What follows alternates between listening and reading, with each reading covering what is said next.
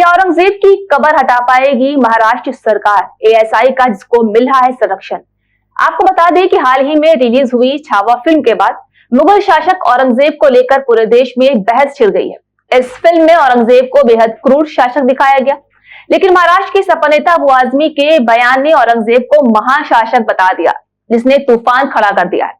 उनके इस बयान ने आग में घी डालने का काम किया है। हालांकि अबू आजमी ने तो अपना बयान वापस भी ले लिया है, लेकिन अब औरंगजेब की कब्र को हटाने की मांग तेज होने लगी है। जी हां, आपको बता दें कि राज्य में कई राजनीतिक और धार्मिक संगठन इस कब्र को हटाने की मांग कर रहे हैं। औरंगजेब की जब मौत हुई थी तो महाराष्ट्र में था मुगल शासक, जहां मुगल बादशाह को औरंगजेब से 25 किलोमीटर दूर खुलदाबाद में दफनाया गया था। यहीं पर मुगल बादशाह औरंगजेब की कब्र मौजूद भी है, जो आज भी है। वहीं 3 मार्च को अबू आजमी ने कहा था कि हमें गलत इतिहास दिखाया जा रहा है। औरंगजेब ने कई मंदिर बनवाए हैं, मैं उसे क्रूर शासक नहीं मानता हूँ। छत्रपति संभाजी महाराज और औरंगजेब के बीच धार्मिक नहीं बल्कि सत्ता और संपत्ति के लिए लड़ाई हुई थी। अगर कोई कहता है कि लड़ाई हिंदू और मुसलमान को लेकर थी तो मैं इस पर विश्वास नहीं करता हूँ। वहीं 4 मार्च को आजमी ने कहा, उन्होंने अपने शब्द को बदल दिया है और उन्होंने कहा है कि मेरे शब्दों को तोड़ मड़ोड़ के दिखाया गया है। फिर भी मेरी बात से कोई आहत हुआ हो तो मैं अपने शब्द।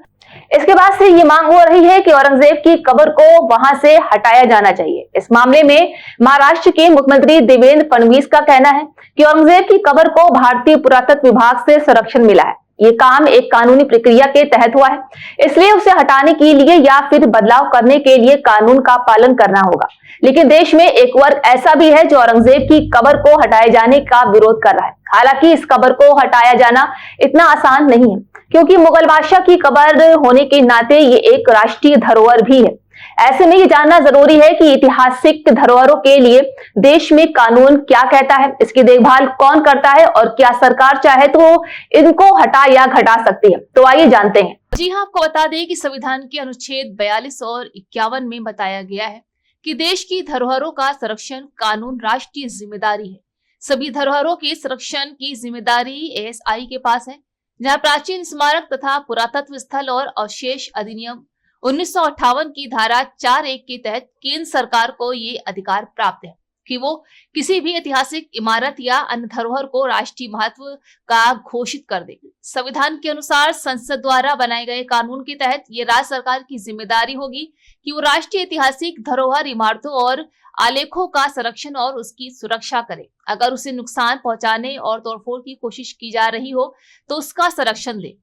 अगर कोई इसे हटाने या उसमें बदलाव की कोशिश करता है तो उसे ऐसे मामले में भी संरक्षण प्रदान करे। कुल मिलाकर ऐतिहासिक धरोहरों का संरक्षण और नियम सरकार की जिम्मेदारी है। कहा जाता है कि औरंगजेब चाहते थे कि उनका मकबरा बिल्कुल साधारण हो, उसे बनाने में अधिक पैसा ना खर्च किया जाए। उन्होंने खुद कमाए पैसे से कुरान लिखने और टोपी सिलने से अपनी कब्र का खर्च उठाने को कहा था।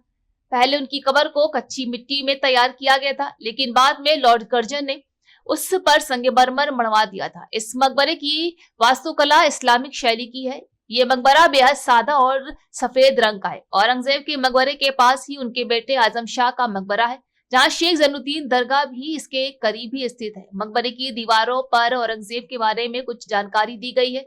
इस पर औरंगजेब का पूरा नाम अब्दुल मुजफ्फर मोहिउद्दीन मोहम्मद औरंगजेब लिखा हुआ है।